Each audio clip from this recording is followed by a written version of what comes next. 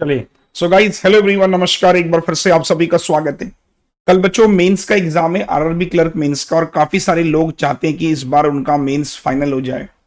और उन सभी लोगों के लिए एक मोटिवेशन है। पहले मोटिवेशन से शुरुआत करेंगे कि कोई अगर आपके रास्ते में गड्ढा खोद दे तो परेशान मत होना, क्योंकि ये वही लोग हैं जो आपको छलांग लगाना सिखाएंगे। दरअसल बच्चों क्या होता है कि जिंदगी में ना, जब हमें कुछ मुसीबतें आती हैं, कुछ चीजें हमारे अकॉर्डिंग नहीं होती, तो हम बड़ा घबरा जाते हैं कि कैसा क्यों हो रहा है। दरअसल वो मुसीबतें इसलिए आई है क्योंकि हम शायद बेहतर बनने के लिए आए हैं और हम लंबी छलांग लगाएंगे।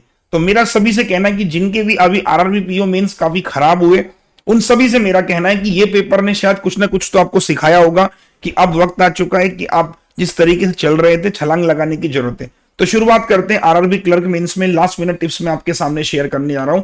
कल बच्चों आरआरबी क्लर्क मेंस का पेपर है और काफी सारे लोग इस बात से डरे हुए हैं कि कल सर पेपर में कितना अटेम्प्ट करना सेफ रहेगा, एक बार बताइए।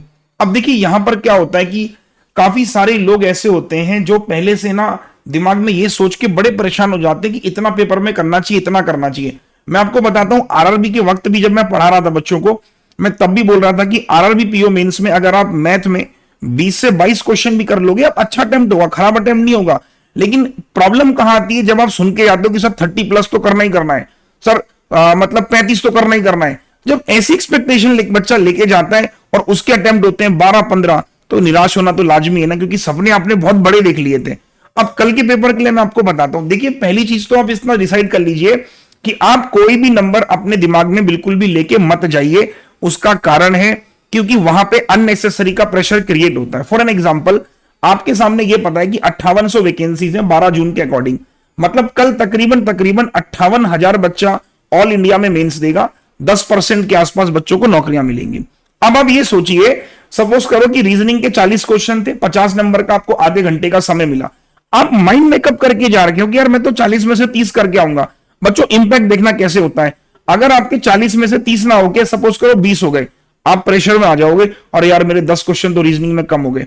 इसका प्रेशर रीजनिंग में नहीं पड़ेगा, इसका इंपैक्ट जीए में भी पड़ेगा, मैथ्स में भी पड़ेगा, इंग्लिश में भी पड़ेगा, कंप्यूटर में भी पड़ेगा। तो मेरा आपसे ये कहना है, क्योंकि ये सेक्शनल टाइमिंग है बच्चों, बहुत ध्यान से।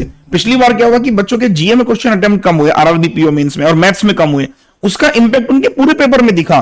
तो इस वजह से 2-4 क्वेश्चन ना हमारे बाय डिफॉल्ट साइकोलॉजिकली कम हो जाते हैं।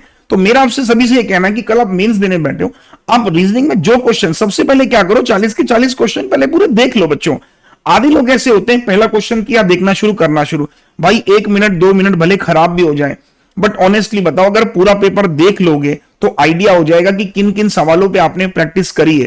क्योंकि बच्चों इतने समय से आप तैयारी करते हुए आ रहे हो, आपको आइडिया हो जाता है कि यार इस तरह के क्वेश्चन हमने किए, इस तरह की डीआई देखने में हमें लग रही है कि पॉसिबल हो सकती है, तो आप बनाओगे। तो आप, मेरा सजेशन तो ये कि हर सेगमेंट को पहले एक बार गो थ्रू कर लो, उससे आपको एक अच्छा कॉन्फिडेंस आ जाएगा उस सेक्शन में कि रीजनिंग आपने खोला, या सपोज करो आपने मैथ्स खोला, आपने मैथ्स में 1 मिनट लिया, मैं कह रहा 2 मिनट भी लिए, और 2 मिनट में मैंने अपना पूरा पेपर फिगर आउट कर लिया कि यार पेपर में ना अप्रोक्सीमेशन भी आया, नंबर सीरीज भी आया कि ये मैं पहले करूंगा, क्वांटिटी कंपैरिजन के ये क्वेश्चन मुझे नहीं बनेंगे, या प्रोबेबिलिटी पे डीआई बन रखी है, मुझे सही समझ में नहीं छोड़नी है, कोई ऐसे टॉपिक पे डीआई बन रखी है जो नहीं क्लिक हो रही, छोड़नी है। उससे ना पेपर ड्राइव करना काफी आसान हो जाता है। मैं आपको बताता हूं, आरआरबी पीओ मेंस में कुछ बच्चे जो मुझसे मैथ्स पढ़ते थे, उन्होंने 24-24 क्वेश्चन पे अटेम्प्ट किए, सोचिए। अब उनसे जब मैंने बात करी तो उन्होंने यही कहा, सर स्ट्रेटेजी बड़ी सिंपल लगाई थी, पहले पूरा पेपर देख लो, फिर डिसाइड कर लो कि भाई क्या करना है। समझ में आ गया कि इसमें 20-22 क्वेश्चन ही करने लायक है, वही 20-22 क्वेश्चन पे फोकस किया, आराम से बन गए। तो मेरा भी यही कहना है कि एग्जामिनर आपसे इतनी स्मार्टनेस चाह रहा है, ये सबको पता है पेपर का पैटर्न क्या होने वाला है, पहली बार जो है सेक्शनल टाइमिंग होने वाली है। मैं बस 2-4 पॉइंटर बताऊंगा। सबसे पहला पॉइंटर क्या है कि आप कोई माइंडसेट लेके मत जाओ। माइंडसेट, कोई भी माइंडसेट, या फिर आप पहले से कोई प्री डिफाइन स्कोर लेके मत जाओ। किसी ने भी अगर आपसे कहा है कि 25 तो करने ही करने बेटा, नहीं सिलेक्शन होगा, प्लीज उस माइंडसेट से मत जाइए। हो सकता है कि क्लर्क मेंस का पेपर आपको थोड़ा सा अच्छा मिले। पेपर एग्जामिनर, कई बार मैं आपको बताता हूं, ऐसा होता है बच्चों कि हम क्लर्क मेंस सोच के जा रहे हैं, हम सोच के जाते हैं कि लास्ट ईयर इजी आया था, इस बार भी इजी होगा। ऐसा नहीं होता यार, है ना। हो सकता है कि लास्ट टाइम आपने 30 क्वेश्चन किए थे, इस बार 20 क्वेश्चन करने में आपकी सांसें अटक जाए। तो हो सकता है कि पेपर खुद चाहता है कि इस बार 20 ही करो, लेकिन एक्यूरेसी पे फोकस करो। तो अननेसेसरी बच्चा क्या सोचता है कि मेरे 20 तुक्के मार दूं 2-4, नहीं, बिल्कुल नहीं करना। तो माइंडसेट बिल्कुल ब्लैंक माइंडसेट से जाइए। मैं हर बार बोलता हूं कि ब्लैंक माइंडसेट से जब जाओगे ना आप, तो ब्लैंक माइंडसेट से क्या होता है, कुछ नहीं पता किसको क्या हो रहा है, मैं अपना बेस्ट करने आया हूं, जो सवाल बनेगा करूंगा, जो नहीं बनेगा छोड़ दूंगा, कोई सवाल ईगो पे नहीं लूंगा।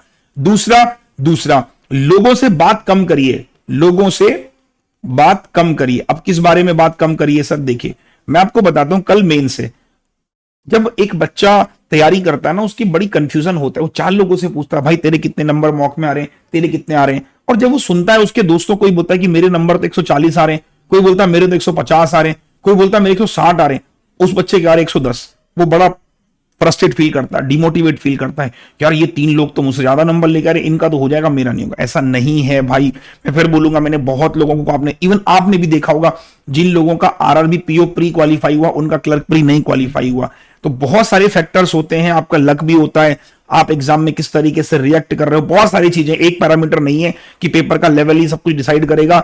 आप नर्वस तो नहीं हुए, तो लोगों से बात बिल्कुल भी मत करिए, अपने अटेम्प्ट को लेकर, अपने स्कोर को लेकर ना उनका अटेम्प्ट पूछिए, ना उनका स्कोर कीजिए, चुपचाप जाइए, पेपर करके आइए, किसी से कोई डिस्कशन मत कीजिए। तीसरा पॉइंटर मेरा क्या है बच्चों, इस समय पे ना बहुत ज्यादा इस समय पे मौसम चेंज हो रहा है, वायरल एक ऐसी चीज है, मैं देख रहा हूं बहुत लोग इस समय बुखार हैं, तो अपने साथ जब आप ट्रैवल करें अपने साथ कुछ मेडिसिन लेके जाएं। मेडिसिन यानी कि, क्योंकि बहुत सारे लोगों का पेपर ना उनके घर से 40-50 किलोमीटर दूर पड़ता है, तो 40 किलोमीटर 50 किलोमीटर दूर पड़ता है, आपको ट्रैवल करना पड़ता है। कुछ लोग आज ही ट्रैवल करना शुरू कर दिए होंगे। कुछ मेडिसिन, जैसे सर दर्द की मेडिसिन, हेडेक होता है कई बार, अच्छा हम ट्रैवलिंग करते हैं तो हमें वॉमिटिंग की प्रॉब्लम होती है, वॉमिटिंग के लिए कुछ लेके जाइएगा, जैसे एक वो ऑन्डम करके एक टैबलेट आती है जो काफी मतलब बेस्ट होती है। हेडेक हो गया, वॉमिटिंग हो गया, इसके अलावा डिहाइड्रेशन के लिए ग्लूकोज वगैरह, ये सब चीजें मैं इसलिए बता रहा हूं क्योंकि ये अगर आप फिट नहीं रहोगे ना, तैयारी गई तेल लेने। मैं लिटरली बोल रहा हूं, बोलोगे सर आप कैसे बोल रहे हो, सच बता रहा हूं, ये बातें कोई नहीं बोलेगा, कल सब ये बोलेंगे ये करके आना रे, वो करके आना, भाई तभी तो करके आओगे जब फिट रहोगे अंदर से।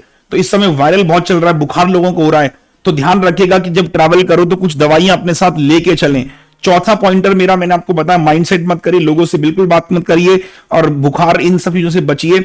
चौथा, अपने एडमिट कार्ड प्री वाले अभी रख लेना, ठीक है। अगर आपका प्री का एडमिट कार्ड कहीं गुम हो गया है तो उसकी एक एफआईआर कॉपी साथ में लेके जाना कि भैया मेरा एडमिट कार्ड गुम हो गया था, किसी भी पुलिस स्टेशन से, या ऑनलाइन एफआईआर कॉपी ले जाना ताकि कोई दिक्कत परेशानी ना आए।